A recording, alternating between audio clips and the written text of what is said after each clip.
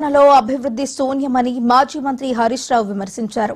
420 హామీలు ఇచ్చి ఒక్క హామీని కూడా అమలు చేయకుండా మోసం చేశారంటూ మండిపడ్డారు. మహిళలకు ఫ్రీ బస్సు ఇచ్చారు, కానీ రేవంత్ పాలన అంత తుస్సే అని అన్నారు. మెదక్ రావాలంటే రేవంత్ రెడ్డికి భయం పట్టుకుందని హరీష్ రావు అన్నారు.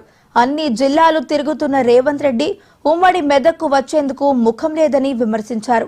ఇక్కడ హరీష్ రావు ఉన్నాడని భయపడుతున్నాడంటూ తెలిపారు. ఎన్నికల ముందు ఇచ్చిన హామీలు, గ్యారంటీలు గారడిపై మెదక్ ప్రజలు నిలదీస్తారని, ఇటువైపు చూడటం లేదని ప్రశ్నించారు. వేయిండు, కర్నార్ వేయిండు, ఈ పక్కపొంట వరంగల్ వేయిండు, మెదక్కు రమ్మంటే వస్తలేడు. ఈడ హరీష్ రావు ఉన్నాడు, ఈడ గెలిచేటట్టు లేదు. కాంగ్రెస్ వాళ్ళు రమ్మన్నారట మెదక్కు, రమ్మంటే రేవంత్ రెడ్డి మీ ముఖానికి ఒక్కటి కూడా గెలిచేటట్లేదు రా, వచ్చి నాయిచ్చేది పోతుంది, నేను రాను మెదక్ అన్నాడు. చుట్టూ తిరిగిడు తప్ప మెదక్కు రాలే.